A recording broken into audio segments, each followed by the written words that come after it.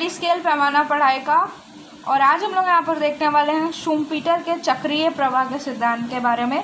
इससे पहले विकास model playlist में हम लोग professor Rosenstein Rodan, Harvey Leibenstein, Harrod Domar, Joan Robinson और लेविस के श्रम के असीमित पूर्ति के सिद्धांत के बारे में और इन सब के द्वारा प्रतिपादित विकास मॉडल के बारे में पढ़ चुके हैं। ये इस सीरीज़ का आखिरी वीडियो है। तो शुरू करते हैं शुम्पीटर का चक्रीय प्रवाह का सिद्धांत। तो इसकी सबसे पहले विवेचना किन किन बिंदुओं पर की जाएगी। पहले हम लोग इसका देखेंगे इंट्रोडक्शन, फिर उसके बाद मान्यताएं, फिर चक्रीय प्रवाह को असतत करने वाले तत्वों के बारे में जानेंगे, शुम्पीटर का आर्थिक विकास सिद्धांत की व्याख्या, उसकी विशेषताएं, उसके बाद आलोचनाएं और फिर अल्प विकसित देशों में यह सिद्धांत कैसे लागू होता है। इन बिंदुओं पर हम चर्चा करेंगे। तो शुरू करते हैं।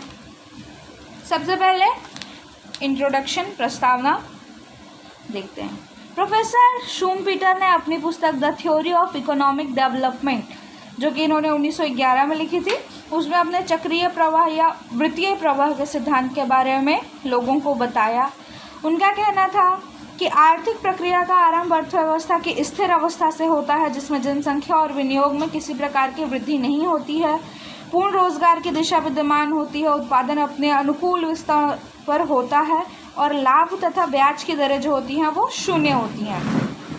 परंतु जब अर्थव्यवस्था में असमन्वित उतार चढ़ाव आते हैं तो चक्रीय प्रवाह का जो वेग होता है वह असतत हो जाता है, जिसके परिणाम स्वरूप जो विकास है उसकी प्रक्रिया आरंभ होती है। यानी कि ये मानते हैं कि पहले अर्थव्यवस्था जो है वो स्थिर रहती है, फिर बाद में अर्थव्यवस्था में कुछ ऐसे तत्व आते हैं जैसे नव प्रवर्तन और बाकी चीज़ें, जिसकी वजह से जो अर्थव्यवस्था रहती है उसका जो सतत प्रवाह चल रहा होता है वो विखंडित हो जाता है और यहाँ पर से जो असतत प्रवाह है वो शुरू होता है। ठीक है, और इस असतत प्रवाह को ही इन्होंने अपने सिद्धांत में विकास का दर्जा दिया है।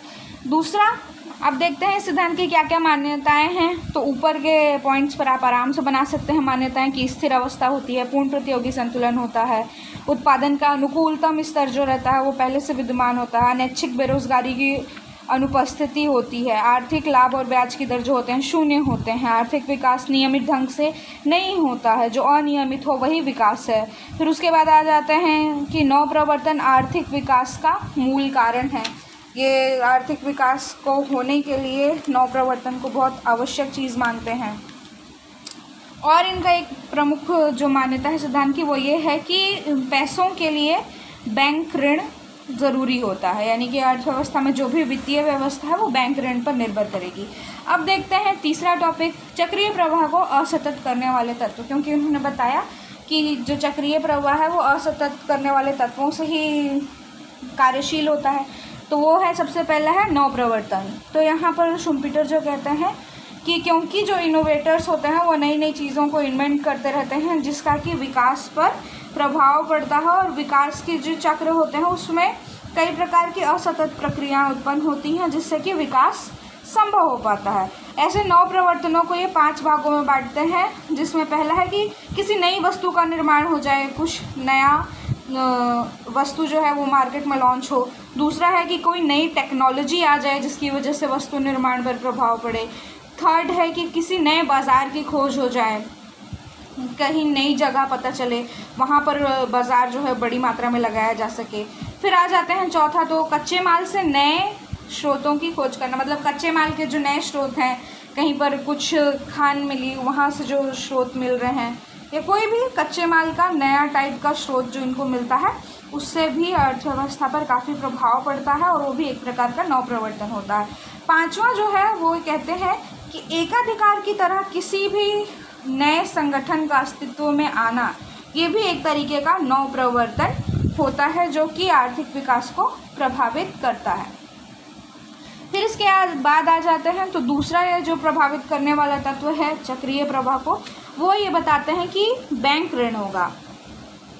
चक्रीय प्रवाह तोड़ने का दूसरा प्रमुख यंत्र शाख या बैंक ऋण को माना गया है, क्योंकि उत्पादक अपने उत्पादन में पूंजीगत या तकनीकी रूप से वृद्धि करने के लिए अपने उपभोग में कमी करके या बचत करके पूंजी की व्यवस्था नहीं करता है, बल्कि वह बैंकों से ऋण लेकर उसका उपयोग कर अपने उद्योग या उत्पादन को बढ़ाने के लिए कार्य करता है। तो यहाँ पर ये बैंक शाख को महत्व देते हैं। ये बचत को या फिर पूंजी को इकट्ठा करके उद्योग में लगाने की बजाय सीधा बैंक से ऋण लेकर के उसको उद्योग में लगाने की बात करते हैं। फिर आ जाते हैं शुम्पीटर का आर्थिक विकास मॉडल। शुम्पीटर ने प्रारंभ में अर्थव्यवस्था को स्थिर माना, जिसमें जनसंख्या और विनियोग में कोई वृद्धि नहीं होती है, पूर्ण रोजगार की स्थिति होती है। ये सब हम लोग पढ़ चुके हैं, ठीक है।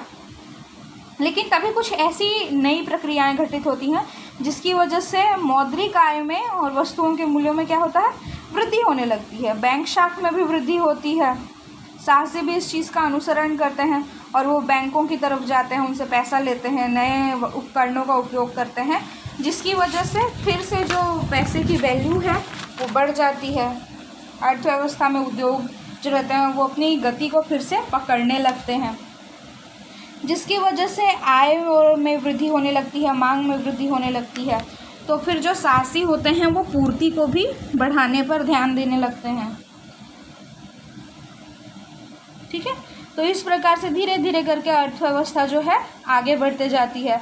आर्थिक क्रियाओं में और तेज़ी आ जाती है। इस प्रकार अर्थव्यवस्था में तेज़ी और मंदी जो रहती है वो शुरू हो जाती है, यानी कि उस पर डिपेंड करता है कि बैंक ऋण से क्या प्रभाव पड़ रहा है। तो टोटल ये मानते हैं कि हाँ भाई, शुरू में थोड़ा स्लो प्रोसेस रहता है, स्थिर अवस्था रहती है, लेकिन बैंक ऋण और नव प्रवर्तन की वजह से हालात बदलते हैं और विकास प्रारंभ होता है। विकास की प्रारंभिक स्थिति में पूंजीगत पदार्थों का प्रतिशत बढ़ने से धीरे धीरे इनका निर्माण भी बढ़ने लगता है और वस्तुओं की पूर्ति होने लगती है। इसके बाद सृजनात्मक विकास का आरंभ होता है। पुरानी औद्योगिक इकाइयों को नवीन औद्योगिक इकाइयों से प्रतिस्पर्धा करनी पड़ती है। इस परिस्थिति में कुछ पुरानी इकाइयाँ जो कि नई परिस्थितियों को स्वीकार नहीं कर पाती हैं, उनकी व्यवस्था नहीं कर पाती है, वो जो बाज़ार से आउट हो जाती हैं, बाहर निकल जाती हैं, ठीक है। और कुछ नई, इस प्रकार से जो नई कंपनियां आती हैं वो अपना वर्चस्व कायम कर लेती हैं। इस प्रकार से अर्थव्यवस्था में ये कष्टदायक समंजन पूरी तरीके से होता है। आगे यहाँ पर ये देखिए, डायग्राम के माध्यम से आप इसको ऐसे थोड़ा सा समझा सकते हैं। फिर उसके बाद आ जाते हैं अगले टॉपिक पर, जो कि है इस सिद्धांत की क्या क्या विशेषताएं रही। अभी हम लोगों ने सिद्धांत की व्याख्या पढ़ी थी, उसमें से आप विशेषता अपने से भी बना सकते हैं, ठीक है। तो पहला यहाँ पर है कि आर्थिक विकास असमन्वित उतार चढ़ाव के कारण होता है। जो शुम्पीटर हैं वो उन्होंने अपने सिद्धांत में हर बार यही कहा है कि आर्थिक विकास जो है वो एक नॉर्मल फ्लो नहीं होता, बल्कि ऊपर नीचे होने वाला फ्लो रहता है जो अपने हिसाब से चलता है। तो ये असमन्वित उतार चढ़ाव के कारण आर्थिक विकास होते हैं, ऐसा प्रोफेसर शुम्पीटर ने कहा है। फिर आ जाते हैं साहसी को महत्व। वो अपने पूरे उद्योग सेटअप में साहसी को बहुत महत्वपूर्ण मानते हैं, और हाँ, सही बात भी है, ठीक है। तो इस प्रकार से साहसी ही है जो पूंजी की व्यवस्था करता है। पूंजी की व्यवस्था कैसे करता है तो पता है आप लोगों को, बैंक ऋण की सहायता से यहाँ पर बताया गया, ठीक है। और साहसी ही होता है जो नव प्रवर्तन को अपनाता है, तकनीकी सुविधाओं या नवीन तकनीकों की ओर ध्यान देता है, उनको अपने उद्योग में शामिल करता है और फिर उद्योग करता है। तो इस प्रकार से सबसे बड़ा जोखिम जो है वो साहसी उठाता है, और इसलिए प्रोफेसर शुम्पीटर ने अपने सिद्धांत में साहसी को काफ़ी ज़्यादा महत्व दिया है। फिर तीसरा आ जाते हैं बैंक शाख को महत्व। शुम्पीटर बैंक शाख को भी महत्व देते हैं, क्योंकि जो साहसी है वो बैंकों से ऋण लेकर के ही उसे मार्केट में लगाता है और अपनी आर्थिक जो भी क्रियाएं रहती हैं उसको संपन्न करता है। चौथा है नव प्रवर्तन से नए विनियोजकों का उदय होता है। जैसा हम लोगों ने अभी सिद्धांत की व्याख्या में भी पढ़ा कि जो नए विनियोजक होते हैं वो आ जाते हैं मार्केट में, क्योंकि बैंक ऋण से इन्वेस्टमेंट करना रहता है। तो इस प्रकार से कई सारे जो नए विनियोजक हैं वो भी अर्थव्यवस्था में होने वाले परिवर्तनों से प्रोत्साहित होते हैं और मार्केट में अपना पैसा लगाने में इंटरेस्टेड हो जाते हैं, और इन नव प्रवर्तनों से जो आर्थिक विकास की प्रक्रिया है वो आरंभ होने लगती है। फिर आ जाते हैं, पांचवा टॉपिक है पूंजी व विकास। शुम्पीटर के विचार में आर्थिक विकास के लिए पूंजी का अधिक महत्व होता है, अतः पर्याप्त मात्रा में पूंजी निर्माण होना चाहिए, क्योंकि पूंजी निर्माण से ही साहसी जो रहता है वो नवीन प्रवर्तकों को और नवीन प्रवर्तनों को जन्म देता है। फिर इसके बाद आ जाते हैं कि सिद्धांत बहुत अच्छा था, लोगों ने तारीफ़ की, तो कुछ ना कुछ खामियां भी निकाली होगी, यानी कि आलोचनाओं के बारे में देखते हैं अब। तो यहाँ पर हम लोग का टॉपिक है शुम्पीटर के आर्थिक विकास सिद्धांत की आलोचनाएं। तो पहला है कि नवप्रवर्तन के अलावा अन्य तत्वों की उपेक्षा। तो यहाँ पर शुम्पीटर जो है वो अपने सिद्धांत में नवप्रवर्तन को बल देते हैं, बैंक शाख को भी बल देते हैं, लेकिन इसके अलावा जो बाकी चीज़ें होती हैं, बाकी चाहे आर्थिक कारण हो, धार्मिक कारण हो, सामाजिक कारण हो या कोई और तात्कालिक घटना हो, तो उसको ये उतना इम्पोर्टेंस नहीं देते हैं, जो कि सही नहीं है, क्योंकि किसी भी चीज़ के पीछे सिर्फ एक चीज़ का हाथ नहीं होता है, उसके लिए कई सारी परिस्थितियाँ जो रहती हैं जिम्मेदार होती हैं किसी भी घटना के घटने के लिए। तो इसीलिए यहाँ पर इन्होंने केवल नवप्रवर्तनों को ही महत्व दिया और बाकी तत्वों की उपेक्षा कर दी। तो बाकी जो अर्थशास्त्री थे उन्होंने इनके सिद्धांत की आलोचना करना शुरू कर दिया। फिर आ जाते हैं बैंक शाख की गलत धारणा। शुम्पीटर ने कहा है कि साहसी जो है वो पूंजी के लिए बैंकों से ऋण लेता है, वो ना तो बचत को प्रेफरेंस देता है, ना ही अपने ही पूंजी से यानी अपने लाभ जो अर्जित करता है उसको लगाता है। तो ये नहीं होता, वो सीधा सीधा कहते हैं कि पूरा जो पैसा है वो बैंक से ऋण लेकर के यूज़ किया जाए। लेकिन जो आलोचक हैं वो कहते हैं कि बैंक से ऋण लिया जाए यहाँ तक ये तो ठीक है, लेकिन बैंक ऋण जो होते हैं वो ज़्यादातर अल्पकालिक होते हैं और हम लोग को मार्केट में अगर पैसा इन्वेस्ट करना है तो हम लोग को दीर्घकालीन ऋणों की आवश्यकता होती है। तो इसको लेकर के जो शुम्पीटर थे उन्होंने कोई भी यहाँ पर क्लियर नहीं किया कि वो कैसे इसको मैनेज करेंगे, तो जिस पर कि इनकी आलोचना हो गई और इनके सिद्धांत को गलत ठहराया गया। फिर आ जाते हैं नवप्रवर्तन और लाभ को एक मानना गलत। प्रोफेसर शुम्पीटर ने जैसे शुरू में ही कहा था अपने सिद्धांत में कि नवप्रवर्तन और लाभ दोनों एक ही होते हैं। हालांकि बाकी अर्थशास्त्रियों ने इसकी आलोचना की। उनका कहना है कि नवप्रवर्तन अलग चीज़ है और उद्योग से प्राप्त होने वाला लाभ दो अलग अलग चीज़ें हैं। इनको हम एक मानकर चलेंगे तो इससे अर्थव्यवस्था का विकास उतना अच्छे तरीके से संभव नहीं हो पाएगा। फिर उसके बाद आ जाते हैं नवप्रवर्तनों के बड़े समुदाय की धारणा अव्यवहारिक। प्रोफेसर शुम्पीटर का कहना है कि नवप्रवर्तन एक सिरे से शुरू होता है और धीरे धीरे करके पूरे मार्केट में फैल जाता है। कई सारे लोग नवप्रवर्तक बन जाते हैं और नई नई चीज़ों का इन्वेंशन होने लगता है। और जो आलोचक थे उन्होंने कहा कि ऐसा एक साथ एकदम से नहीं हो जाता है और इतनी बड़ी मात्रा में नवप्रवर्तनों का समुदाय कहीं भी पाया जाना बहुत मुश्किल है। तो इस प्रकार से व्यवहारिक दृष्टि से उनका यह कथन सही प्रतीत नहीं होता है।